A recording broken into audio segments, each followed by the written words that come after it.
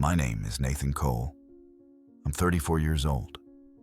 And 3 years ago, I rescued something that shouldn't exist from a ravine during a storm. The next day, his father came to find him. But I'm getting ahead of myself. Let me start at the beginning, the real beginning. I was 31 years old, living in Seattle, working as an environmental consultant, had an apartment, friends, a normal life, and a younger brother, Danny. He was 26, funny, optimistic, everything I wasn't. We'd always been close.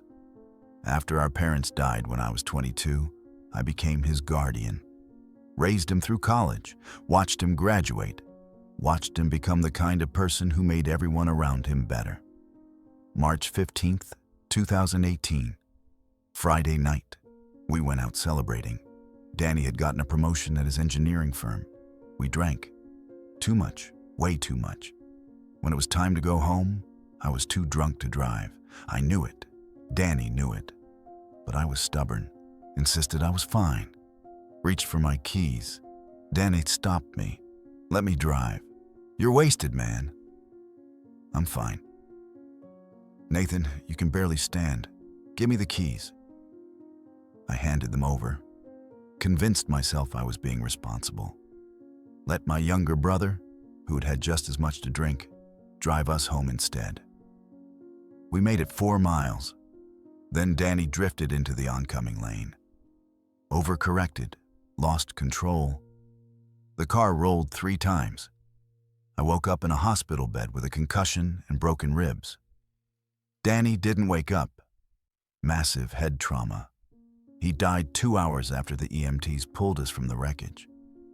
The police said it wasn't my fault. Just an accident. Tragic. No charges filed against anyone. But I knew the truth. I'd let him drive. I'd been too drunk and too proud to call a cab. Too selfish to make the right choice. I didn't drive that car. But I killed my brother anyway. The funeral was unbearable. Everyone said the right things. Told me it wasn't my fault. That it was just a terrible accident. That Danny wouldn't want me to blame myself. All lies. Kind lies. But lies. Nonetheless. I could see it in their eyes. The unspoken truth. You let him drive. You let your baby brother die because you were too drunk to be responsible. I quit my job a month later. Couldn't stand Seattle anymore. Every street corner reminded me of Danny. Every bar where we'd laughed together. Every familiar face asking how I was doing when they really meant, how are you living with what you did? I needed distance. From people. From civilization. From the crushing weight of my own guilt. May 2018. I applied for a job with the National Park Service. Got assigned to Olympic National Park in Washington State. One of the most remote postings available. Perfect. August 2018. I moved to a ranger cabin 15 miles from the nearest road. My job was monitoring wildlife populations, maintaining backcountry trails, emergency response for the rare hikers who ventured into the deep wilderness. Mostly I was alone. Radio for emergencies. Monthly supply runs to the nearest town. Otherwise, just me, the forest, and the silence. The first year was hell. Every day was a battle against memories. Against the voice in my head asking why I deserved to survive when Danny didn't. Why I got to keep breathing when he was buried in a cemetery outside Seattle. The second year went numb. I existed, functioned, did my job, but felt nothing. The world became gray and empty. I moved through it like a ghost. The third year, I accepted that this was it. This was my life now. Isolation, penance, slowly fading into irrelevance, until one day I'd just stop existing and no one would notice or care. Then October 2021 happened, and everything changed. October 12th, 2021. A massive storm system hit the Olympic Peninsula. The kind that drops 6 inches of rain in 12 hours, turns hiking trails into rivers, brings down trees that have stood for centuries. I was in my cabin monitoring the emergency radio when I heard something between the thunder crashes. A sound, high-pitched, distressed, not wind, not any animal I recognized from 3 years of living in these mountains. It sounded like crying, like a child crying. I tried to ignore it. Probably my imagination. Probably just some injured animal making sounds my guilt-broken brain was interpreting as human. Not my problem. I'd stopped making things my problem. But the sound continued, rising above the storm, desperate, terrified. Something in it that reminded me of Danny's voice calling my name in those final moments before the car rolled. I couldn't ignore it. I grabbed my flashlight and rifle, pulled on my rain gear, went out into the storm. The rain was torrential. Visibility maybe 10 feet, wind tearing through the trees. But I could still hear that sound, that crying. I tracked it for nearly an hour, through mud that sucked at my boots, over fallen branches, following that desperate sound through conditions that should have made tracking impossible. Until I reached a ravine that the storm had transformed into a waterfall of mud and debris. I shined my flashlight down, and at the bottom, trapped between exposed tree roots and rocks, was something that made my brain refuse to process what my eyes were seeing. My first thought was bear cub. But the size was wrong. The proportions were wrong. Everything was wrong. The creature was maybe 3 feet tall, covered in dark brown fur that was matted and soaked from the rain. But the body structure, the arms were too long. The hands weren't paws, they were hands. 5-fingered hands gripping the roots like a child trying to pull itself free. And the face, God, the face. Too human to be an animal, too animal to be human. Somewhere in the impossible space between. Large amber eyes that caught my flashlight beam and reflected it back. A nose that was flatter than human, but more prominent than ape. A mouth open in distress, showing teeth that looked disturbingly familiar. A Sasquatch cub. A baby Bigfoot. A creature that science said couldn't exist. Real. Undeniable. Trapped in a ravine 15 feet below me. Its back leg was twisted at an angle that made me wince even from a distance. Broken. Clearly, badly broken. The cub saw me. Made a sound, deep, guttural, felt in the chest more than heard. A growl, a warning, fear and pain wrapped together. Every rational part of my brain screamed at me to leave. This wasn't real. This couldn't be real. Walk away. Go back to the cabin. Pretend this never happened. But those eyes, those large, amber, terrified eyes looking up at me through the rain. Looking at me the same way Danny had looked at me in the hospital. In those final hours when he still believed I could save him. When he still had faith that his big brother would fix everything. I couldn't walk away. Not again. Not this time. I found a way down into the ravine, slipping, sliding, nearly falling twice. But I made it. The cub growled louder as I approached. Tried to pull away, but the trapped leg prevented any real movement. It was completely helpless, completely at my mercy. "It's okay," I heard myself saying. The same words I'd said to Danny when the EMTs were cutting him out of the car. "I'm not going to hurt you. I'm here to help."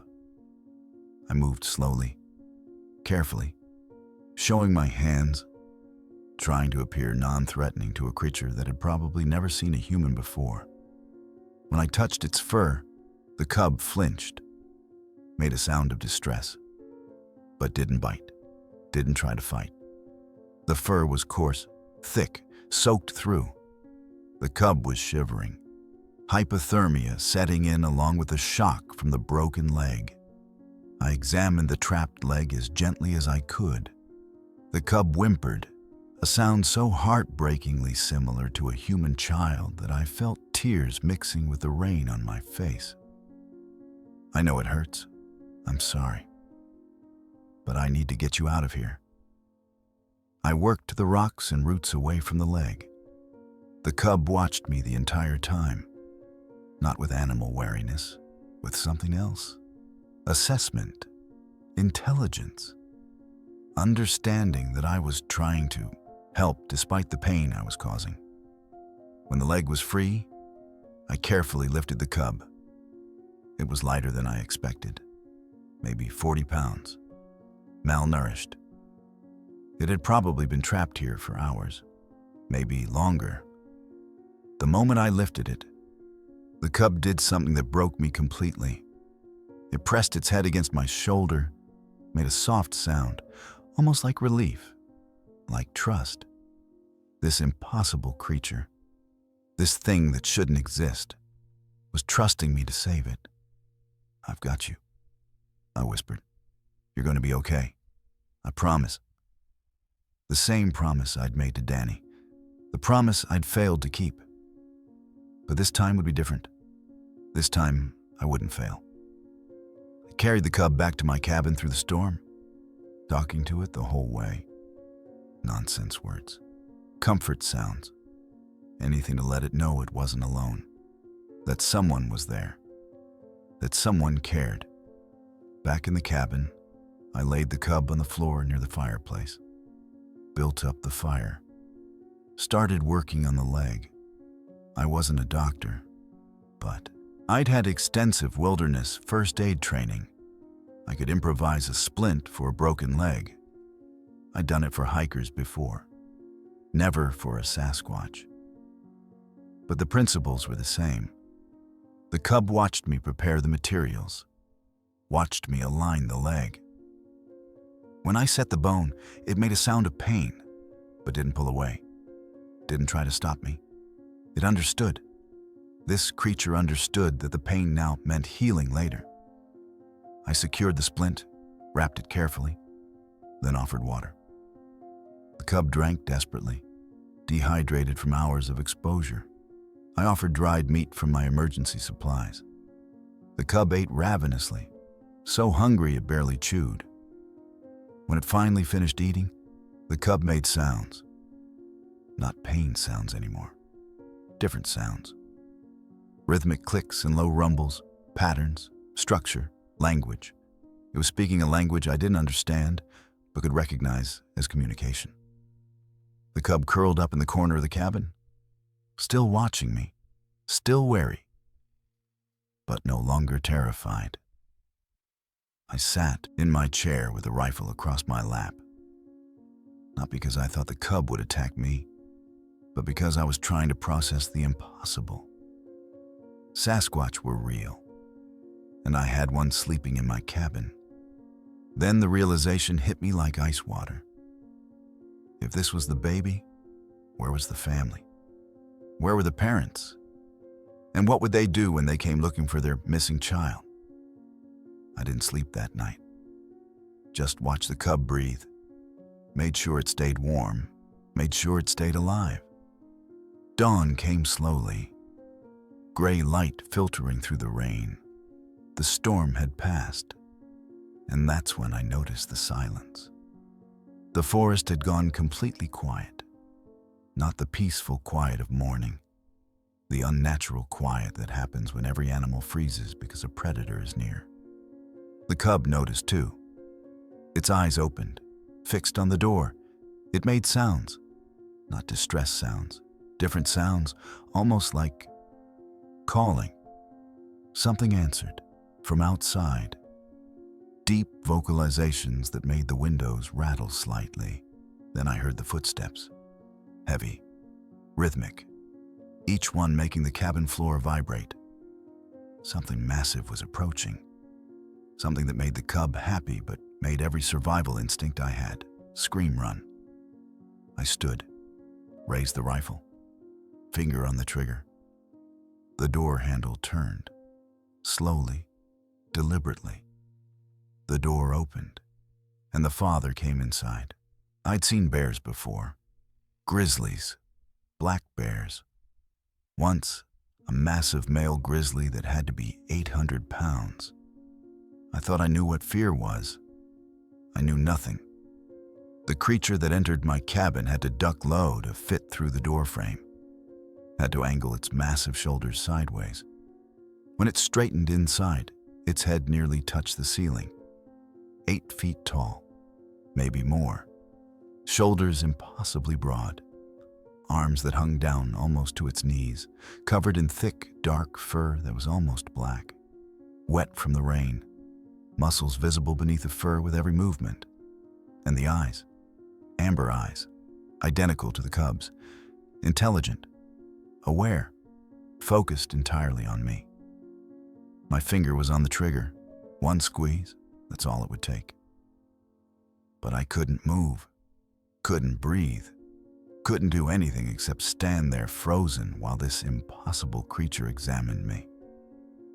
The creature looked at me, then at the cub, then at the splint on the cub's leg, then back at me, and then it did something I didn't expect. It tilted its head, slightly, almost like acknowledgement. Recognition that I'd helped, that I'd cared for its child. The cub made sounds, those clicks and rumbles. The creature responded. Same sounds, same patterns. They were having a conversation. Father and son talking in a language humans had never documented because we'd never believed they existed. Slowly, so slowly I wasn't sure I was actually doing it, I lowered the rifle. The creature didn't move. We stood there, man and Sasquatch, 10 feet apart, both of us trying to decide if the other was a threat. I could see intelligence in those eyes, real, profound intelligence. This wasn't an animal operating on instinct. This was a person, a father, assessing whether the human who had his son was friend or enemy. Finally, I did something that felt insane but also necessary. I pointed to the cub's leg, then pointed toward the door, made a walking gesture with my fingers, then shook my head no. Can't walk, needs time, needs rest. The creature watched my gestures, processed them. I could see understanding dawn in those amber eyes. Then it moved, and my heart stopped. But it didn't come toward me. It moved toward the cub, lowered itself down, actually knelt like a human would, and touched the cub's head with one massive hand. The gentleness was what destroyed me. This creature that could probably tear me apart without effort, touching its child with such careful, deliberate tenderness. The cub made soft sounds, comfort sounds, safe sounds, telling its father, "I'm okay. This human helped me. I'm safe here." The creature stayed there for a long moment, just touching its child, making sure. Then it stood, looked at me again, and did something that changed everything. It placed one hand on its own chest, then pointed at me, then placed its hand on its chest again. I recognized the gesture. Any human would. Universal body language that transcended species. Thank you. Before I could respond, before I could process what had just happened, the creature turned and left. Had to duck again to get through the door. Then it was gone, disappeared into the forest without a sound despite its massive size. I stood there shaking. The rifle slipped from my hands, clattered on the floor. The cub made a questioning sound, looking at me, making sure I was okay. "Yeah," I managed. "Yeah, I'm okay." But I wasn't. My entire understanding of reality had just been rewritten. Sasquatch were real. They were intelligent. They had language. They had families. They had emotions. and one of them had just thanked me for saving its child. The next days established a pattern I never could have imagined. The cub stayed. Its leg needed time to heal. I started calling it Scout. Seemed appropriate for a young one who'd wandered too far from safety. Scout was remarkably intelligent. Within 2 days, I'd identified patterns in its vocalizations.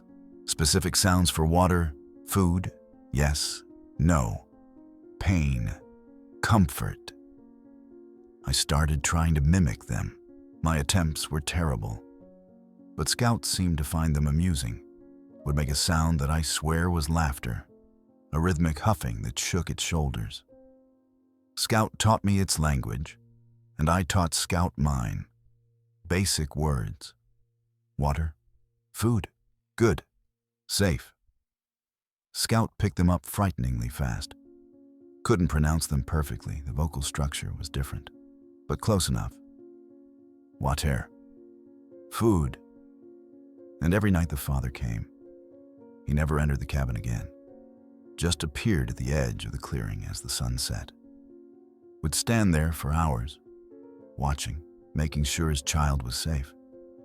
The third night, he brought something. A rabbit, freshly killed. Left it on my porch. Payment, or maybe offering. Thanks for caring for Scout. The fourth night, a fish. The fifth, another rabbit.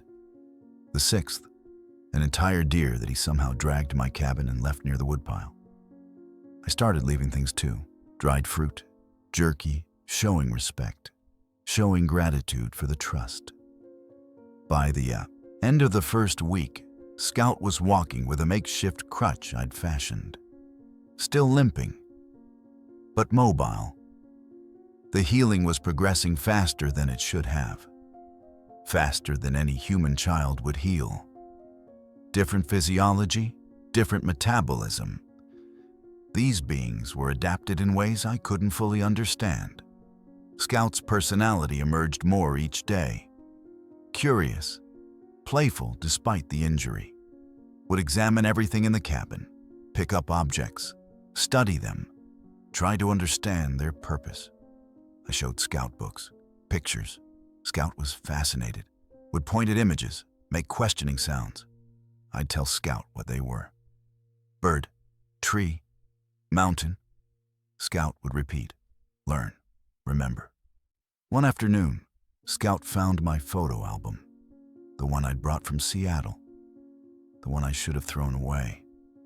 Scout opened it carefully, looked at the pictures, pointed at a photo of Danny and me from 2 years before the accident. Both of us smiling, happy.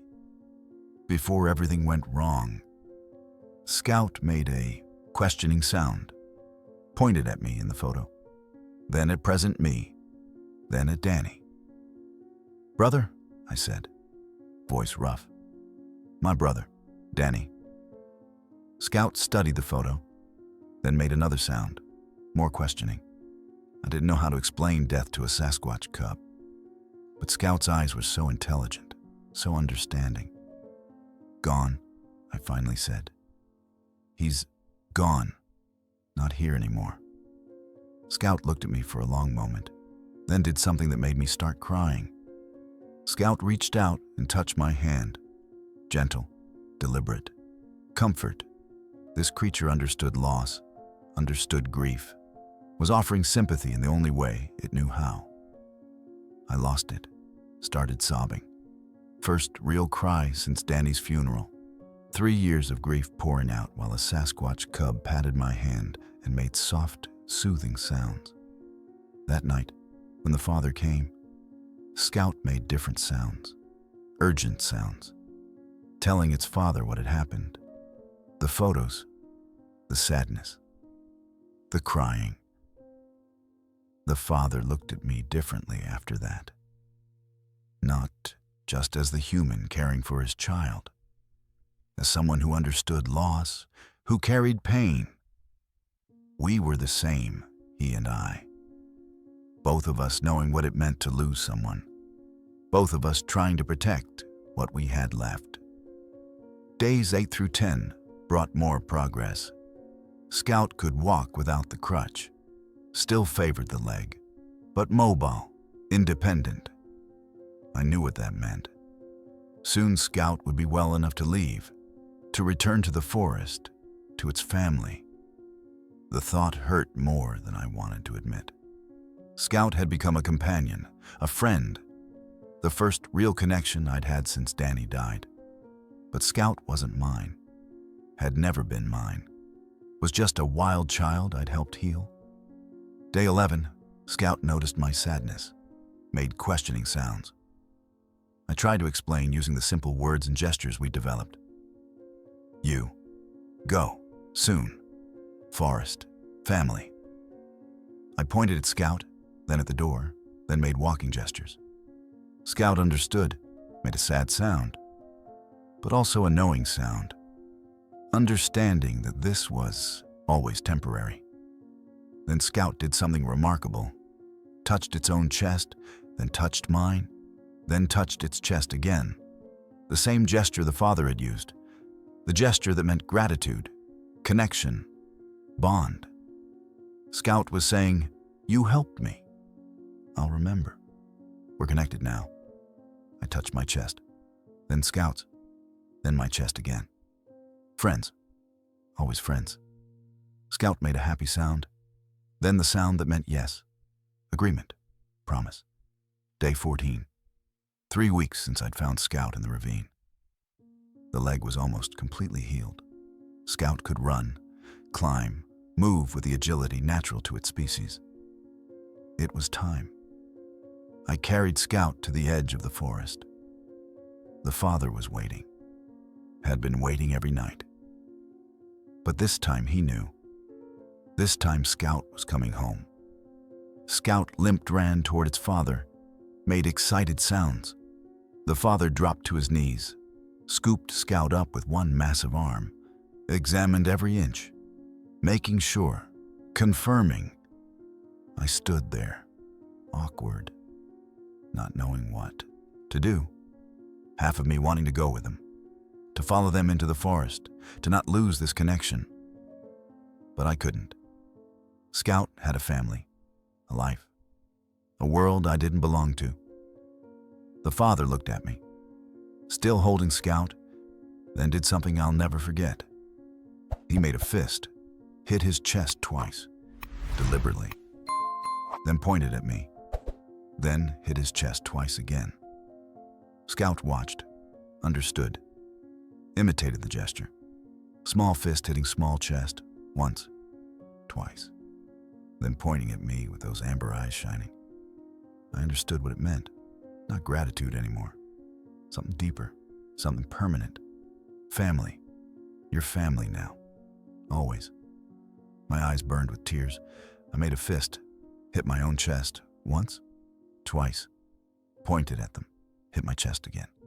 Family. You're my family too. The father nodded, one single deliberate movement. Then he turned, carrying Scout, and disappeared into the trees. I stood there for a long time, alone in the clearing, crying, but not sad tears. Grateful tears, understanding tears. I'd lost Danny because I'd made the wrong choice, failed when it mattered most. But I'd saved Scout, made the right choice, been there when it mattered. I couldn't bring Danny back, couldn't undo that failure. But I could honor his memory by not failing again, by choosing right, by staying, by helping. That's what Scout had given me. Not just companionship, redemption, the chance to prove I could save someone when it mattered. I walked back to my cabin. For the first time in 3 years, I felt something other than guilt. I felt peace. The weeks after Scout left were strange. Quiet in a different way than before. I'd gotten used to the sounds, the clicks and rumbles, the huffing laughter when I mispronounced words in Scout's language. Now the cabin was silent again, but not the same silence I'd lived with for 3 years. This silence had echoes, memories, connection, and evidence that I wasn't forgotten. 3 days after Scout left, I found something on my porch. A fish, fresh, still cold from the stream, placed carefully near my door. A gift, a reminder. We remember you. A week later, wild berries, arranged in a small pile, the kind that grew deep in the forest, miles from my cabin. Someone had gathered them, brought them, left them. 2 weeks later, something that made me stop breathing. A feather, eagle feather, perfectly preserved, placed in the center of my doorstep where I couldn't miss it. In some cultures, eagle feathers are sacred, given to honor, to show respect, to acknowledge bonds that matter. They knew. Somehow, they knew what it would mean. I kept that feather, put it on my mantle. Physical proof that the past 3 weeks hadn't been a dream, that Scout was real, that the family was real, that the bond was real. November came. Early snow. I settled into my winter routine, shorter patrols, more time in the cabin, radio checks with park headquarters, the isolation I'd chosen 3 years ago. But it felt different now. I wasn't hiding anymore, wasn't running from guilt. I was waiting, hoping, listening. And on quiet nights, I heard them. Distant sounds. 2 heavy thumps. Pause. 2 heavy thumps again. A heartbeat. Deliberate. Rhythmic. A signal. A reminder. We're here. We remember. You're not alone. I'd answer back, hitting my chest twice, knowing they could probably hear, knowing they'd understand.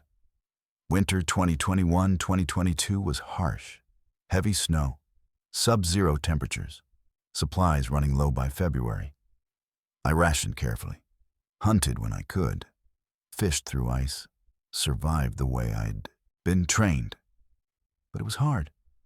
Harder than previous winters.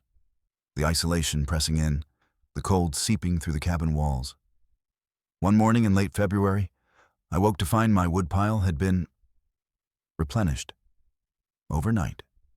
Several large logs, perfectly cut, stacked neatly. I hadn't cut them, hadn't heard anyone approach, but they were there. 2 days later, a deer carcass. Fresh, field-dressed, left near my cabin. They were watching. They knew I was struggling, and they were helping, the same way I'd helped Scout. The reciprocity was complete. We were taking care of each other. Spring came slowly. March brought rain instead of snow. April brought the first green shoots. May brought warmth and the return of life to the forest. I was on patrol, checking trails, documenting wildlife, when I heard something. Movement in the trees. Deliberate. Not trying to hide, but not announcing either. I stopped, waited, heart pounding. A figure emerged from the forest. Smaller than the father. Maybe 5.5 feet tall. Lanky, adolescent proportions. Scout, grown, changed. But unmistakably Scout. Those same amber eyes. The same curious tilt of the head. But bigger, stronger, maturing into adulthood. Scout. My voice cracked. Scout made sounds. Happy sounds. Recognition sounds. Closed the distance between us in 3 long strides. And hugged me. Actually hugged me. Long arms wrapping around my shoulders. The gesture entirely human, entirely learned from our time together. I hugged back, crying again. Seems like all I did anymore around these beings was cry. You got so big. Look at you. You're almost grown. Scout pulled back, made sounds. Complex sounds I'd learned during our weeks together. Excited sounds, telling me things. About the family, about life in the forest, about growing and learning and living. I understood maybe half of it. But the tone was clear. Scout was happy, thriving, and had come back to share that happiness with me. We spent the afternoon together. Scout showed me things.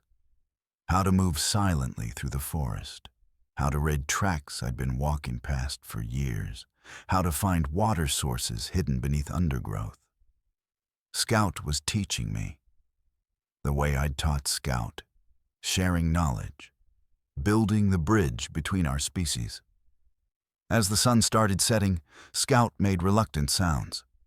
Had to go, had to return to the family, but didn't want to leave.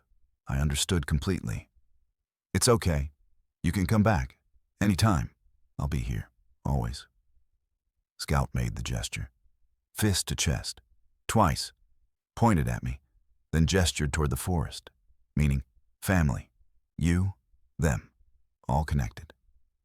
Then Scout brought me to meet the others. I'd expected Scout to leave alone. Instead, Scout gestured for me to follow, led me deeper into the forest, to a place I'd never ventured, a hidden valley with a small stream and a natural shelter formed by rock overhangs. There were 4 of them. The father, a female, Scout's mother, I assumed, and 2 other juveniles, smaller than Scout, maybe 8 or 9 years old equivalent. The family. They watched me approach, wary but not hostile. Scout had vouched for me. That meant something. The father stepped forward, made sounds, greeting sounds, then the gesture. Fist to chest. Welcome. I returned it. Thank you. For trusting me. The female approached next, smaller than the father but still massive by human standards, maybe 7 feet. She examined me closely, sniffed, assessing, then touched my face, gently, one finger under my chin, lifting, looking into my eyes. Whatever she saw must have satisfied her. She made a sound, approval, acceptance. The other juveniles stayed back, shy, curious, peeking around their parents. Scout made encouraging sounds. Come meet him. He's safe. He's family. One of them ventured closer, smaller, bolder, made a questioning sound. Scout answered, long explanation, telling the story, I realized, about the storm, the broken leg, the human who helped, the healing, the return. The juvenile listened, then looked at me with new understanding. This was the human from the story, the helper, the friend. The juvenile made a soft sound, then imitated the gesture, fist to chest. Acceptance. I spent 3 hours with them, watching, learning, seeing family dynamics I'd never imagined. They communicated constantly, sounds, gestures, touch, a rich, complex culture. The juveniles played, roughhousing the way young creatures everywhere do. The adults supervised, taught, corrected gently when play got too rough. And they included me, showed me things, shared food, roots and berries I didn't recognize. Let me sit among them while they rested. I was being integrated, not as one of them, but as something new, something that had never existed before. A bridge, a trusted human, extended family. As evening approached, I knew I needed to leave, return to my cabin before dark. The father walked me to the edge of their territory, made sounds, complex sounds. I caught fragments. Thank you. Scout, healing, trust, family. I responded the best I could. Thank you for trusting me, for letting me be part of this. I'll protect you, always.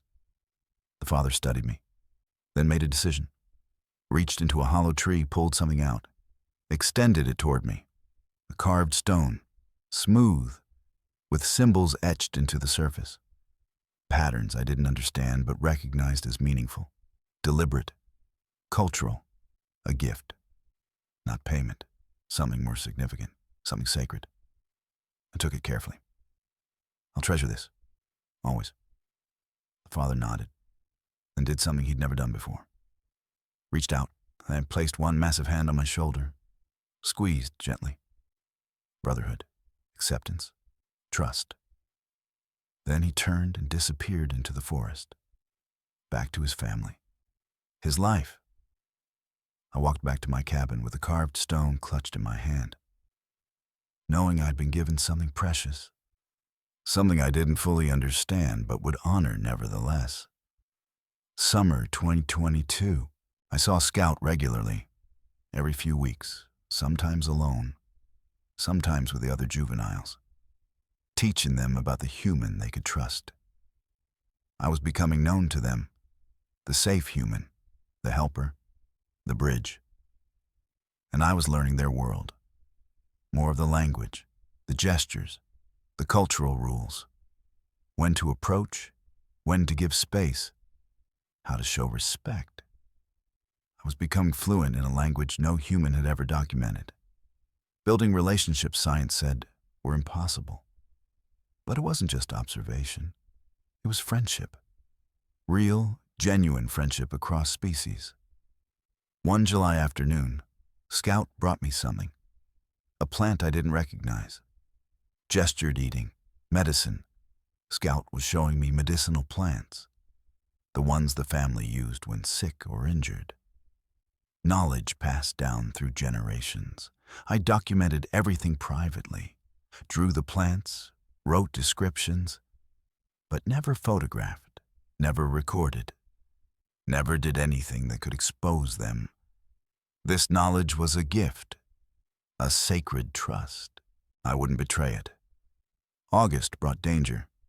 I encountered hikers on a trail near the family's territory, father and son, experienced outdoorsmen. They'd ventured farther than most. "See anything unusual out here?" the father asked. "We heard stories, big footprints, strange sounds. You're the ranger. You must know if there's truth to the Bigfoot legends." My blood ran cold. Just stories. Tourists wanting to believe in something mysterious. You won't find anything unusual here. That's what we figured, but thought we'd check. We've got cameras set up, trail cams, hoping to catch something interesting. Trail cameras, near the family's territory, recording everything that passed. Where exactly did you set them up? He described locations. 3 were dangerously close to where Scout's family lived, where they traveled, where they'd be recorded. You should move them. That area has unstable ground, rock slides, not safe. Looked fine to us. Trust me, I've worked here 3 years. That whole area is dangerous. You should relocate your cameras. Or better yet, try a different part of the park entirely. I gave them alternative locations, miles away, safer for the family. They were skeptical, but eventually agreed. Thanked me for the local knowledge, moved their equipment, crisis averted, but barely. That night, I hiked to where the family stayed, found the father, explained through gestures and sounds, humans, cameras, danger, watching machines. The father understood, made sounds. Gratitude, warning received. Family would be more careful. But I could see concern in those amber eyes. The human world was pressing closer, getting harder to avoid. Eventually, someone would get footage, proof, evidence, and then everything would change. September 2022. I made a decision. I started systematically documenting safe zones, areas where the family could move without encountering humans, escape routes if they needed to relocate quickly.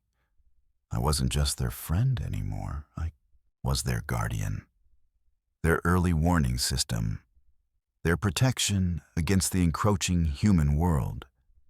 It was dangerous.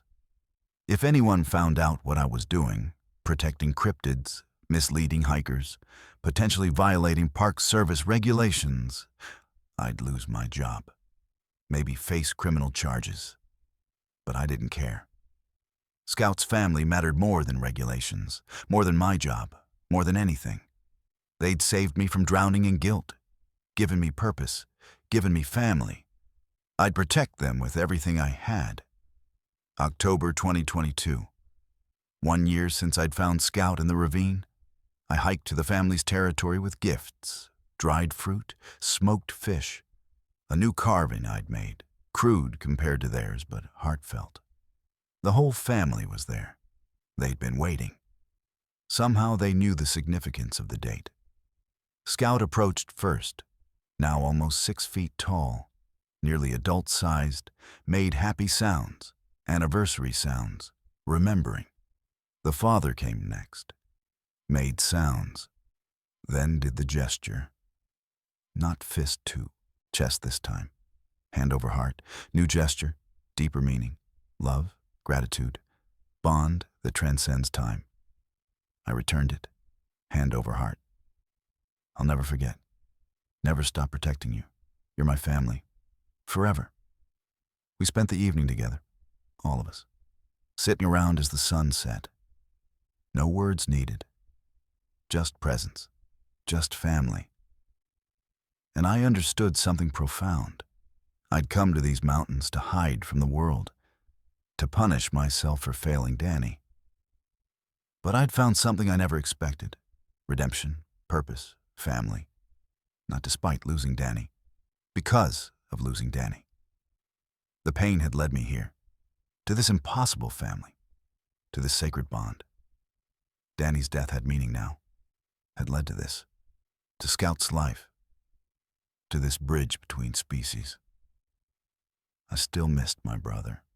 Always would. But I could honor his memory by protecting Scout. By being the guardian I'd failed to be for Danny.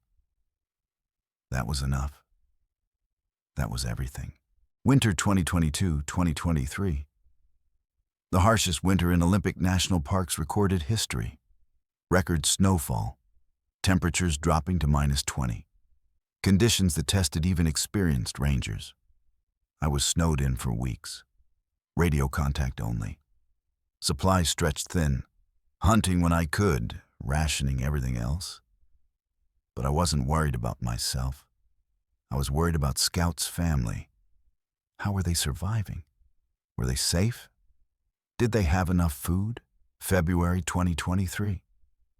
The snow finally cleared enough for me to move beyond my immediate area. I hiked toward the family's territory. Difficult going, snow chest deep in places. I found evidence of them, tracks, old camps, signs they'd been moving frequently. Probably following game. Probably struggling like everything else in the forest. Then I found something that stopped my heart. Blood in the snow, a lot of it. Trail leading deeper into the forest. I followed, fear driving me forward. Please don't let it be Scout, please. I found them in a sheltered valley. The whole family. They'd taken down an elk, probably their first significant kill in weeks. They were feeding, surviving. But one of the juveniles was injured, not Scout. The smaller one, the bold one who'd first approached me. Deep gash on its leg, infected. The juvenile was feverish, weak. The mother saw me first, made urgent sounds, not threat sounds, plea sounds. Help! I approached slowly. The juvenile was in bad shape. The wound was several days old, infection spreading. Without treatment, it would get worse, potentially fatal.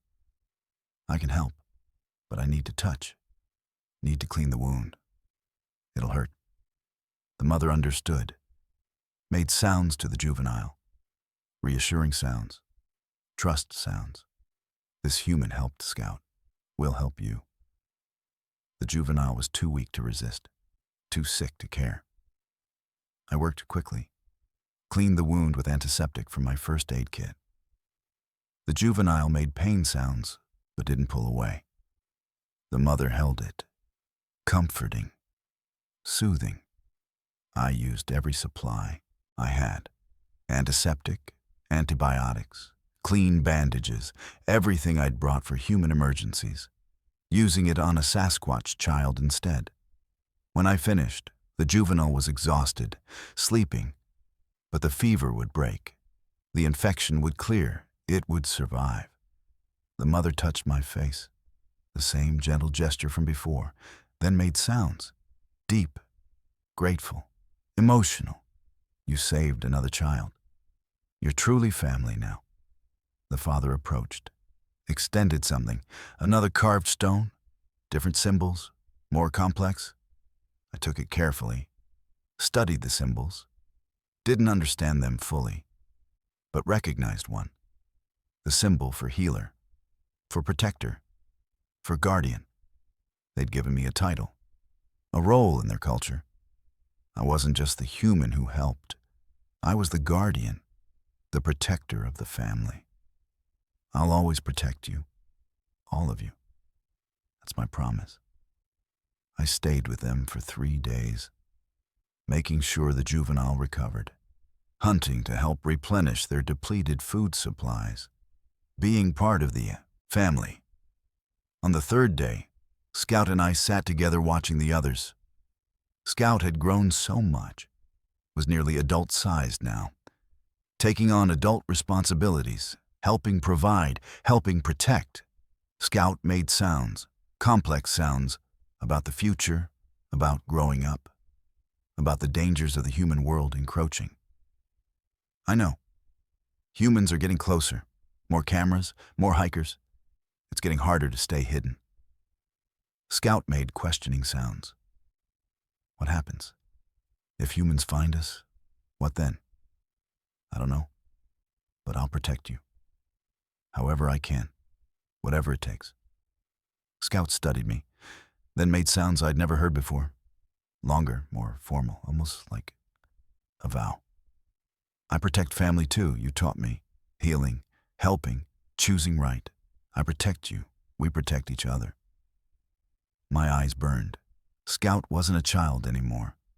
Was becoming the being it was meant to be. Strong, wise, protective. Everything I'd hoped for during those 3 weeks of healing.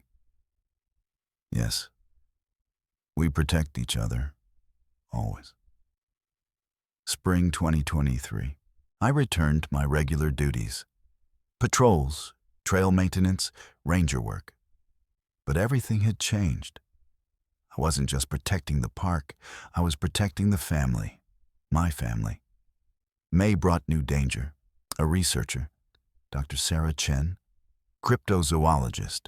She'd gotten funding to study unconfirmed large primate sightings in Olympic National Park. She set up a base camp, brought equipment, trail cameras, audio recorders, thermal imaging. She was systematic, professional, determined. And she was getting close to the family's territory. I tried subtle redirection. The area you're researching has unstable terrain, flash floods. I'd recommend relocating to the southern quadrant. I appreciate the concern, but my research indicates the highest concentration of sightings in this specific area. I'll be careful. Dr. Chen, I'm telling you as the ranger responsible for this area. It's not safe. I've done my homework, Ranger Cole.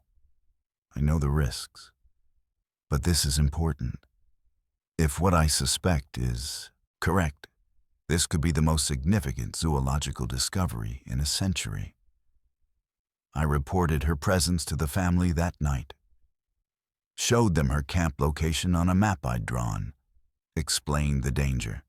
The father understood. The family would need to move. Again. Relocate deeper into the wilderness, further from their established territory. But Scout made different sounds. Questioning sounds, suggesting something else. The father and mother discussed. Long conversation. Back and forth. Weighing options. Finally, a decision. Scout gestured for me to come closer. Made sounds. Complex explanation. They wanted to meet her. Dr. Chen. One encounter. Controlled. To show her they existed, but asked for protection. For privacy. For peace. That's incredibly risky. What if she brings others? What if she reveals your location? Scout made steady sounds. Must trust sometimes. Cannot hide forever. World is changing. Must adapt. The wisdom in those words from a being barely 5 years old. Scout was right. Complete isolation wasn't sustainable. Eventually, someone would get proof. Better to control how that happened. If we do this, it has to be on your terms. You choose when, where, how much she sees. And I'm there, every moment. Agreement sounds from the whole family. Nathan stays. Guardian stays with family. I approached Dr. Chen 3 days later. I need to speak with you, privately, about what you're searching for. Her eyes lit up. You've seen them, haven't you? You know where they are. I know you're putting them in danger, and yourself. What you're looking for, they're real, they're intelligent, they're peaceful. But if you expose them, it could destroy them. Then help me protect them. Let me document them properly. Create scientific basis for conservation. That's the only way they'll be truly safe. They don't want to be studied. They want to be left alone. I'm not asking to cage them, just to prove they exist, to give them legal protection. But I need evidence, real evidence. I studied her, trying to assess. Was she trustworthy? Would she keep her word? Could I risk Scout's family on that judgment? I'll ask them. If they agree to meet you, one meeting, controlled, no recording equipment, will you respect their wishes after? Will you protect their privacy? Yes, I swear. Just let me see them. Let me know they're real. I took her to the meeting point, blindfolded her for the last half-mile. Couldn't risk her knowing exact locations. When I removed the blindfold, the family was there. All of them, standing together, united, ready. Dr. Chen made a sound, halfway between sob and laugh, dropped to her knees. Oh my God, you're real, you're beautiful. Scout approached first, most comfortable with humans. Extended a hand. The gesture learned from me. Universal sign of greeting. Dr. Chen took Scout's hand carefully, reverently. Hello. Thank you. Thank you for trusting me. The father stepped forward, made sounds. Scout translated through gestures for me. I explained to Dr. Chen. They're asking you to understand. They exist. They're intelligent. They have families, culture, rights. They're asking you to protect that, to help create safety without exposure. Dr. Chen nodded, tears streaming. Yes, I understand. I'll protect you, I promise. The encounter lasted 30 minutes. Dr. Chen observed, asked questions I translated. Scout answered, showed her things, demonstrated tool use, language, intelligence, proof, undeniable proof, but given as gift, as trust, not taken by force. Before we left, the father made the gesture, hand over heart, then pointed at Dr. Chen. I translated. He's saying he trusts you now. You're under the family's protection, as long as you honor your promise. Dr. Chen returned the gesture. I will. I swear. Your secret is safe. She kept her word, published one carefully worded paper, described her encounter vaguely, presented evidence that suggested but didn't prove, advocated for expanded wilderness protection in Olympic National Park. No locations, no specifics. Just enough to create scientific interest in protection without creating hunting pressure. It worked. Funding increased for park conservation. Certain areas received additional protected status. The family's territory became harder to access legally. Dr. Chen visited once a year after that. Always with me, always respectful, building a relationship of trust and mutual protection. Summer 2024. Present day. I'm 37 years old. 3 years since I found Scout in that ravine.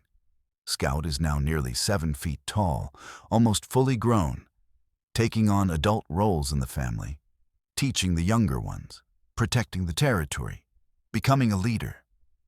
We still meet regularly, still communicate in our hybrid language, still maintain the bond formed during those 3 weeks of healing. The family thrives. 2 new juveniles born in the past year.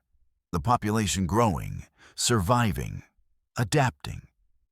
And I'm still their guardian. Still protecting them from the human world that would destroy them if it knew they existed. I think about Danny often, about the night that changed everything, the choice I failed to make, the brother I lost. But I don't drown in guilt anymore, because Danny's death led me here, to Scout, to this family, to this purpose. I failed Danny, but I saved Scout. I failed to protect my brother. But I've spent 3 years protecting this family, and I'll spend the rest of my life continuing that protection. That's redemption, not forgetting the past, but honoring it by choosing differently in the present, by being the person I failed to be before. Last week, Scout brought me something, a carving, made by Scout's own hands. The image showed 2 figures, one large, one human-sized, standing together, guardian and protected, friend and friend, family. Scout made sounds, formal sounds, ceremonial sounds, then touched my chest, then Scout's own chest. Brother, not by blood, by choice, by bond, by 3 years of choosing each other, again and again. I made the gesture back, touched Scout's chest, my own chest. Brother, always. That night, lying in my cabin, I listened to the forest and heard them. 2 thumps, pause, 2 thumps, a heartbeat, a reminder. We're here, we remember. Your family. I thumped my chest twice, knowing they'd hear, knowing they'd understand. I'm here. I remember. Your family too. 3 years ago, I was running from my guilt, hiding in the mountains, waiting to fade into irrelevance. Then I heard crying in a storm, found an impossible creature, made a choice to help instead of walk away. That choice changed everything, gave me family, purpose, redemption. I couldn't save Danny, but I saved Scout. And in saving Scout, Scout saved me. From guilt, from isolation, from believing I didn't deserve connection or love or purpose. Scout taught me that redemption isn't something you earn. It's something you choose. Every day, every moment, every time you decide to help instead of hide, to stay instead of run, to love instead of fear. My name is Nathan Cole. I'm a ranger in Olympic National Park, and I'm the guardian of a Sasquatch family that shouldn't exist but does. I failed my brother, but I won't fail them. That's my promise, my purpose, my life. And every night when I hear those 2 thumps in the distance, I remember. I'm not alone. I have family, impossible family, beautiful family, real family. The forest doesn't judge me anymore. And finally, after 3 years, neither do I. I made a mistake that cost my brother his life. But I made a choice that saved Scout's life and continues to save them every day. That's enough. That's everything. That's redemption. 2 thumps in the darkness, 2 thumps in response. A heartbeat connecting species, connecting souls, connecting family, forever.